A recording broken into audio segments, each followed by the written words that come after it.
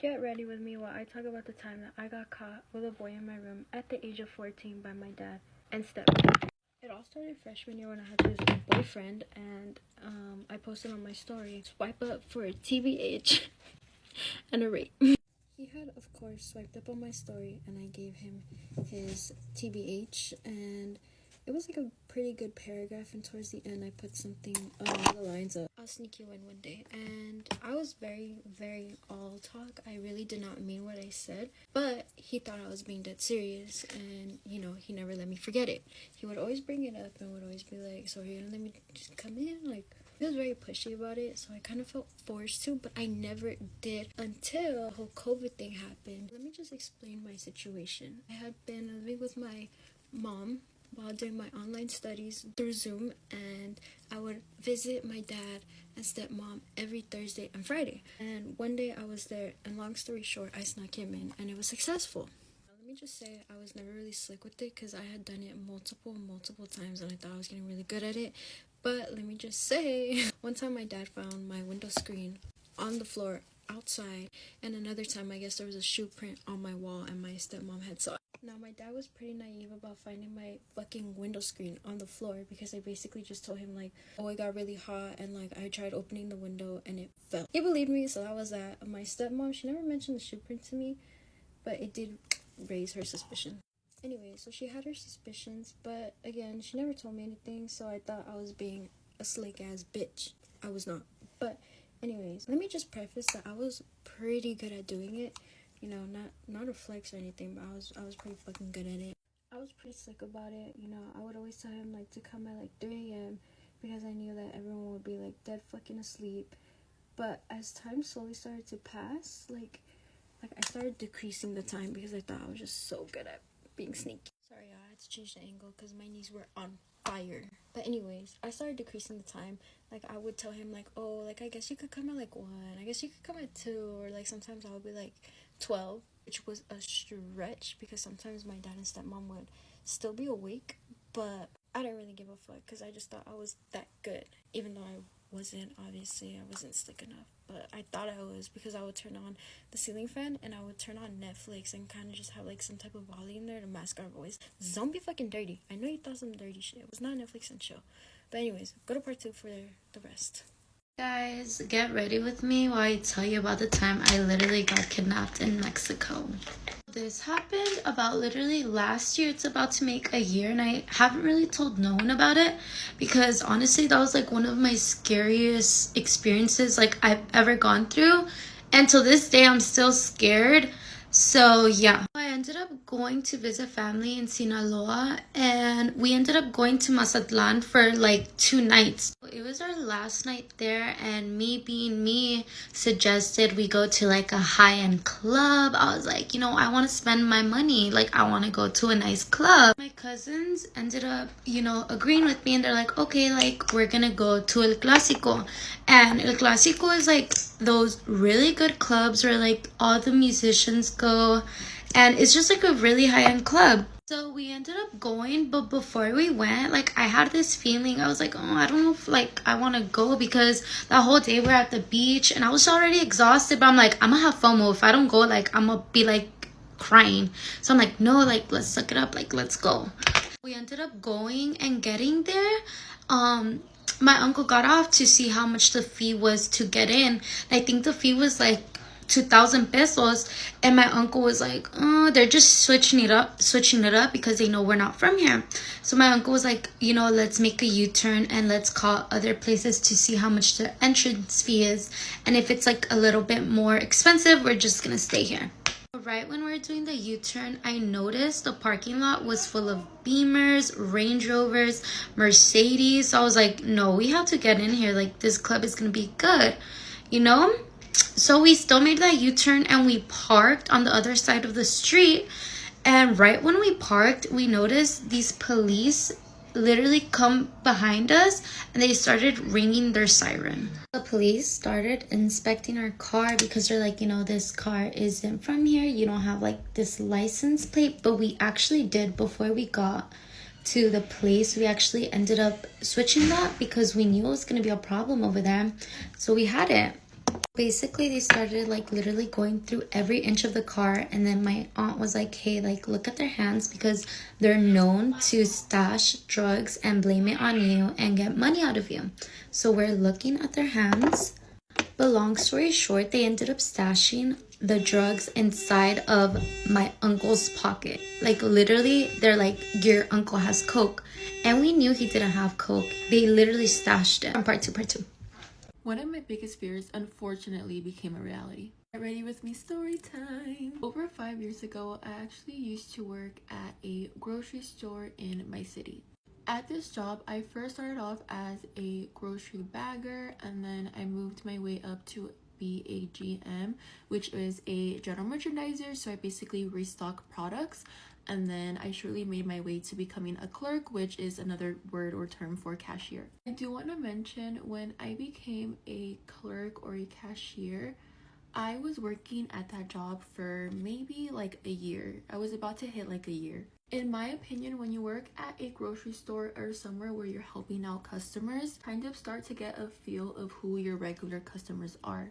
It was a weekday and I was working in the afternoon, and this guy came in my line. And again, remember I said I do recognize regulars? Well, I just knew that this guy wasn't a regular. At least I had never seen him. So this older man comes into my line, and in my opinion, he's one of those guys that if I were to see out on the streets, I would probably like turn the other way. Not even like that I'm judging the way he looks. It's just like the way he was like looking at me, like it was an evil look, if that makes sense. Like it was scary. Like me being alone and I see that, I'm running the other way. This man is next in my line. He had one item. He asked me like the most like random question. He's like, hey, do you know where this item is? And I was just like, oh, it's like right behind you. I don't know, it was just like weird. It's like he knew, but he still wanted to ask me.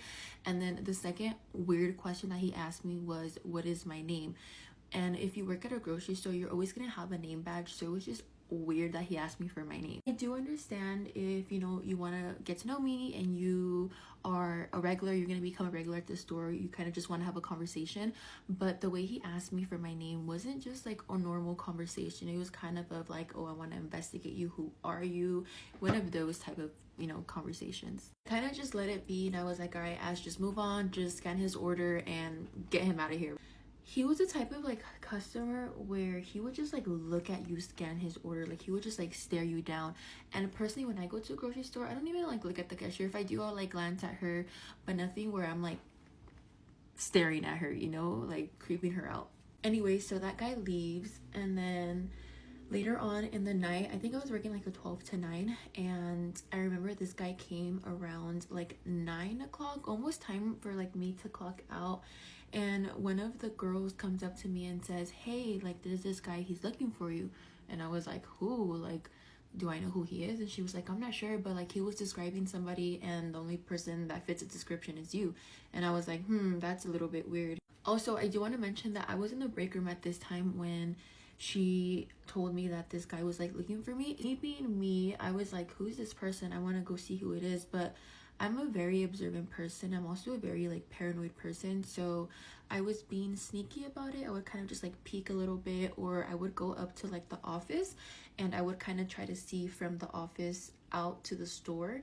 Sure enough, when I spot this man, I was like, dude, there's no way. This is the guy that I had the weird encounter with earlier in the day. Okay, like that's weird. Why is he asking for me? Like, I'm not getting good vibes off of him. I felt very uncomfortable, and I feel like one of like my biggest fears is always like having a stalker. I feel like that's just any girl's fear, is having a stalker, right? I refused to go back out on the floor, and he ended up leaving.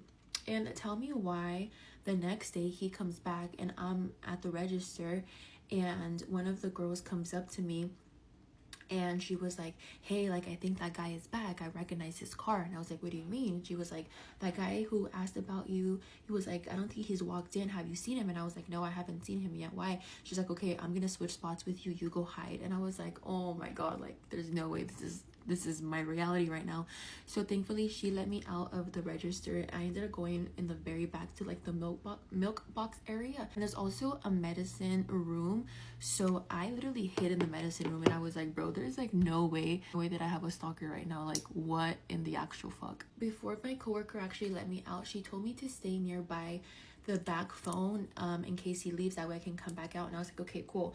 So I remember she ended up calling the phone, and I answered, and she was like, hey, like, this guy's looking for you again. And I was like, are you serious? And she was like, yeah, like, he's looking for you, and I don't feel like he's looking for you for a good reason. It's like, because it's been an hour and he's still in the store and he still hasn't bought anything. She was like, usually if you're gonna be in the store for this long, you at least have a cart full of groceries. I'm gonna probably have to wait until after closing for this like man to leave, or until I'm able to leave. So to keep my mind busy, I ended up leaving the medicine room and I went to the milk box, which honestly is still in the back, but when it's in this corner and the milk box is on the other side. And so I just started filling up milk because I was like, oh, I'm gonna be back here, let me at least help the closer out. I'm filling the milk up and I just see like a hand right there, like grabbing milk or faking that he's gonna grab a milk. And I was like, bro, there's no way this is my stalker.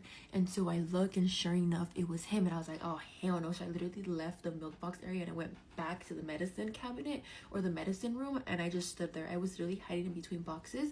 I think I even have a Snapchat. I might insert it if I do find it, of me literally hiding in the milk box. I was like, bro, I can't believe this is my reality right now. But at this point, it was already closing time. And we closed the grocery store at 11 o'clock. I was supposed to clock out at 9 o'clock, and tell me why I did not leave the grocery store until almost 12 in the morning.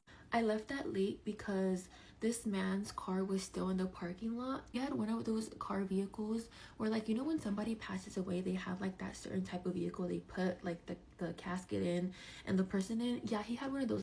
Yeah, when I seen that he had that type of car, I was like, oh hell, I'm not about to walk out, and the last thing I need is for him to know what kind of car I drive. This guy finally leaves, and then I end up leaving as well. As I'm on my way home, I decided that I wanted to go to the gym, and the gym to my job was only like 3 minutes away. It was over the bridge. I walked into the gym and I went to the squat rack, and tell me why. I don't ever slow up, no I don't take shit. I got no love for the fakeness. If you wanna play tough and wanna hate this, I'll always show up. I don't ever slow up, no I don't take shit. I got no love for the fakeness. If you wanna play tough, get ready with me for a fight.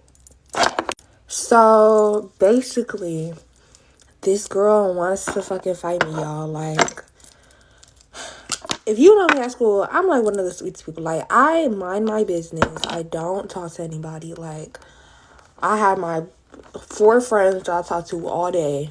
No, 5 that I talk to all day. If you don't see me talking to them, then I have my headphones in and I'm minding my business. So there's this girl, not gonna say names, we're just gonna call her Mia. So y'all remember yesterday how I was talking about Sam and how he's a hoe, right? And how I wanted to mess with him, but he didn't want a relationship, basically. So I stopped talking to him. So I forgot to say good morning. Good morning. I was just too excited to tell this story. So he was used to mess with this other girl named Bree before he started to mess with me. And Bree got really sad that, cause she really liked him, and so she got really sad that he didn't want to like be in a relationship with her, basically. So when he started messing with me, she got mad at me. So Miss Girl is mad at me, and she was like, and Simone was kissing on my boyfriend. First of all, baby, I didn't even kiss him. I never put my hand, that boy never put a hand on me. I never put a hand on that boy. So where did you get kissed from? Because that never happened. So let me get into like what happened yesterday. So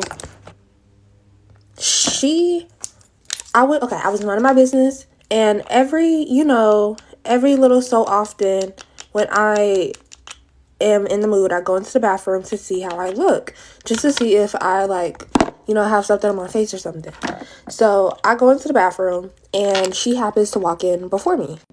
So I walk into the bathroom and she happens to walk in before me, and I'm just checking myself in the bathroom because you know every so often I just go in the bathroom and to see how I look. And she happens to go in before me. She says, when I walk in there, she says, I'm not gonna deal with this bitch, and walks out. I'm gonna give you the benefit of the doubt, babes. So I'm like, okay, maybe she's not talking about me. So then I get out the bathroom, I'm walking to my class, and she goes and says, she talking all this shit, but she not gonna do nothing. Y'all gonna have to go to part 2. Sorry. Breaking news. The future is here, and it looks bright.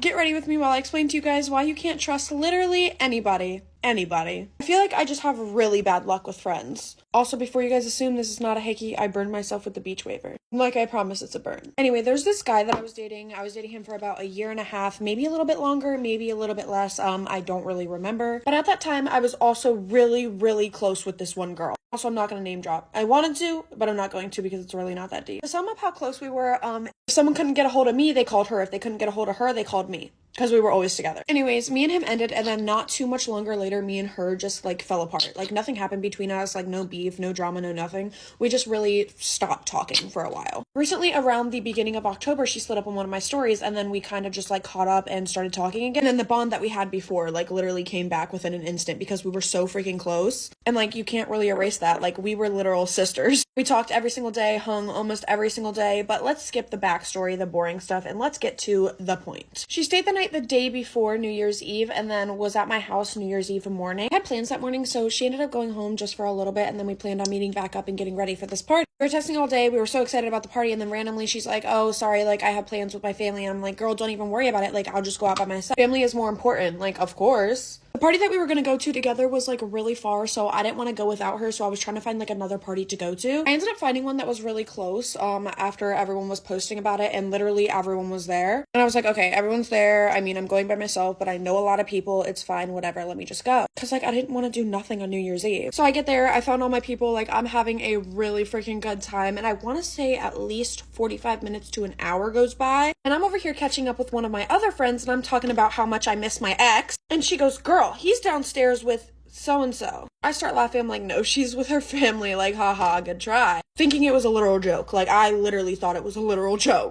I go downstairs and she's sitting like in the corner behind the pool table on his lap in a chair. In that moment, I'm like really freaking confused because I'm like, she just told me that she had a family thing to go to. Like, why did she lie to me? But like, also in that moment, my heart completely shatters because I'm like, I was just talking about how much I miss him and my best friend is sitting on his lap right now. I wouldn't say like best friend. Like, I don't know what you classify as best friend, but we were getting really, really close again. And if you guys know me and you guys watch my TikToks, before any of you guys ask, no, it's not Haley or Charlie. I just haven't really hung out with either of them. Still love them so much.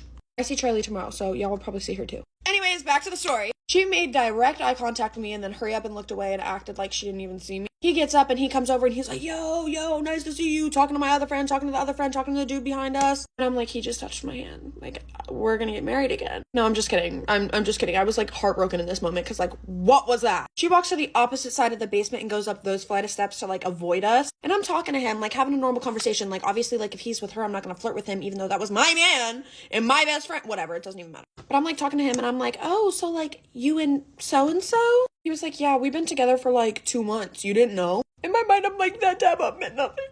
I thought we were gonna get married. He just dabbed me up. We're gonna get married. Nope, it meant nothing. I'm just kidding. Let me stop being delusional. Anyways, back to the story. We had been friends for over 2 months. Like, been close again for over 2 months. And she never once mentioned that she was dating my ex. Yeah. One that she would tell me to leave in the beginning over and over and how he's no good for me. Anyways, fast forward. She didn't talk to me the entire party and then blocked me. Like, I texted her and I was like, hey. That's all I said was, hey. Blocked. She blocked me and I'm not gonna go chasing after anybody.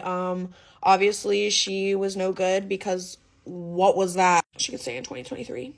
That was so cringy of me to say, but she can stay in 2023 because 2024 she will not be in. It's low-key not that deep because he was my ex, but you are supposed to be my best friend. You're supposed to be my best friend. I feel so embarrassed because I had been like sobbing about him to her. Not sobbing, but like I miss him. Like I want a bad girl. Like we should go on a 2-man and like invite him, blah, blah, blah, blah. Meanwhile, she's in a relationship with him.